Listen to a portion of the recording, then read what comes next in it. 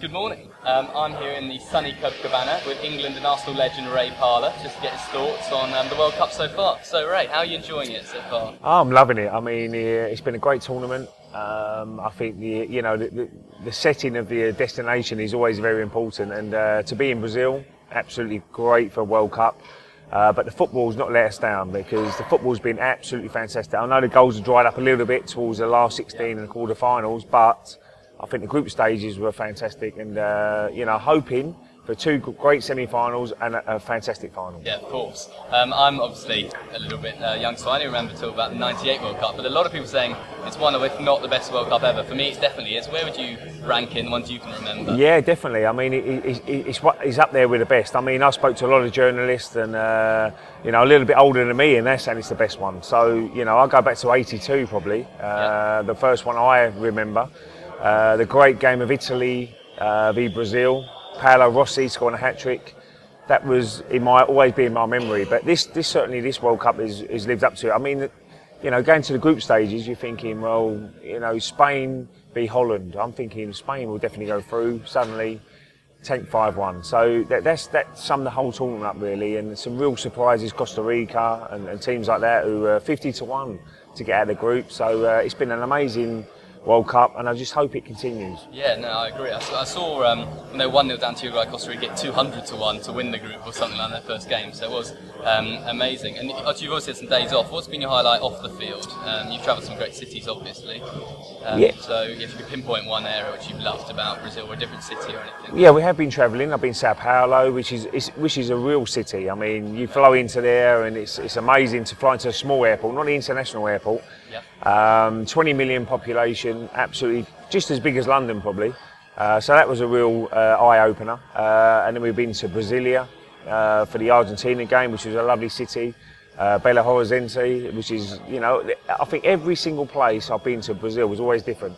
I mean, I love being in Rio. It's absolutely fantastic. We're sitting here now in the Marriott Hotel opposite the beach, so the weather's not the best today. I mean, but it's been absolutely fantastic. I mean, every single part of Brazil I've been to has been amazing. So I think it's just the experience. I think I've never been to Brazil, so it's my first, and you never know what to expect. We have a lot of talk before the World Cup saying you've got to watch where you go, but I've seen no trouble whatsoever.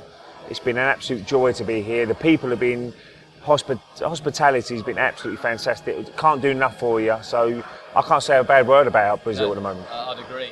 My whole time here, I think I had one flip-flop taken. So oh, well, okay. Well, you got the other one. Yeah, exactly. It's all right.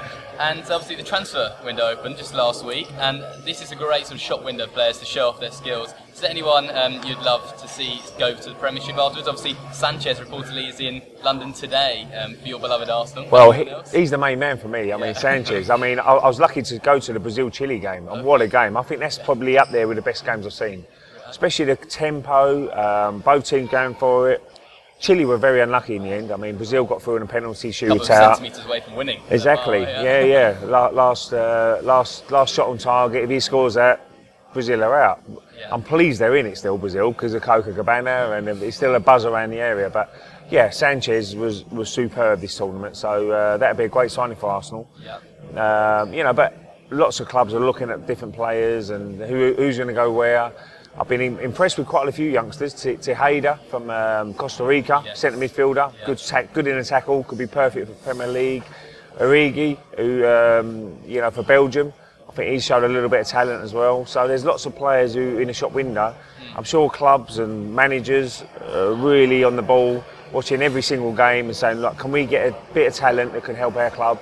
And it's going to be very, very interesting. I don't like betting on the Premier League before I know exactly who's gone where. So I'll be waiting for the transfer window to end and then saying, right, there's my bet on who's going to win the league this year. Yeah, I had a little play last night on Arsenal at 10-1. I think that'll be cut when, if Sanchez finally goes. Obviously in your career, you scored a few cracking goals. 2002 FA Cup final rings true with the opener against Chelsea.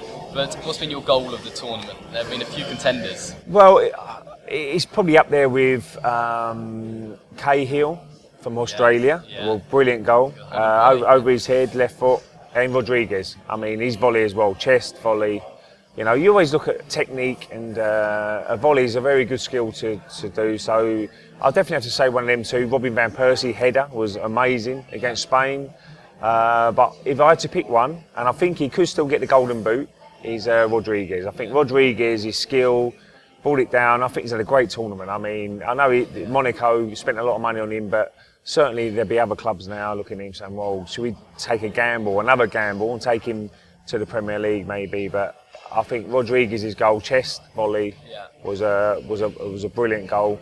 Cahill's is very close behind him. Yeah, I was lucky enough to be there at the Rodriguez one. I've never seen a reaction of the Colombian fans just behind the goal they were, and 20,000 of them just leaping on their feet. It was something special. And on to the important stuff, betting-wise, how's it going for you? A few shocks. Have you been doing okay? I was doing so well up to the last 16, and I should have. I was talking to all the guys and whatever. Under 2.5 goals in every game. I should have just backed that because there's only one game that we should have done. Was Brazil game. No, sorry, Holland game in the last 16, and then obviously quarterfinals the same. Every game was under 2.5 goals, except Brazil. So you know, I mean, I was thinking about doing it as well because I know the goals have been flying in all left, right, and centre in the group stages. But you always think about, you know, it's going to change now. It's a bit more cagey because, you know, if you lose this game, you're out of the tournament. So people just defend a little bit more. So that would have been a bet, but I'm doing okay. I mean, I've noticed a lot of corners at the moment, so I like a corners bet, which is good fun. Not many cards as well. Cards have been really lenient. The refs have been really lenient. So yeah, I'm doing okay. But I'm looking at the semi-final. Tough one to call. I mean, Germany, Brazil. I mean, I'm 50-50 at the moment. Toss of a coin. Who can win that one? With Thiago Silva, I think they miss Thiago Silva more than Neymar. Yes. So I'm just inching towards Germany, but I still think Brazil. When you're playing your home nation, you find that little bit extra. You know, the players are coming in.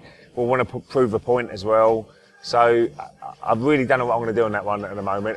And similar to Argentina, Holland. I mean, Holland just about got through again against Costa Rica.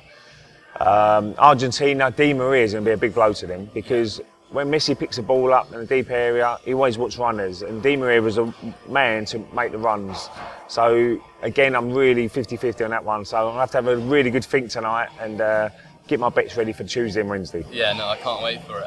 And as you said, the last 16, the last 3 games ended 0-0, but I don't think I've seen many better games. That Belgium-USA game, I mean, Tim Howard pulled out unbelievable. One of the performances of all time. Brilliant. So finally, down to 4, who's your tip to win the whole thing?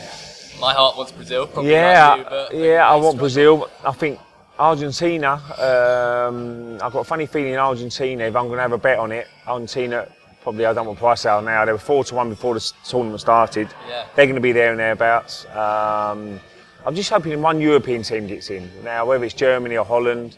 But I'm going to go Argentina to beat. I'm going to go Argentina to beat Holland, and maybe I'm going to go with the home nation because I'm hoping they get through because it should be an amazing week in Copacabana. I'm hoping Brazil beat Germany, and it'll be a Brazil Argentina. Final. If not, it could be a Germany-Argentina final, and who knows who wins that one. Yeah, that's great. Well, thank you very much, Eddie, for catching up. No problem at all.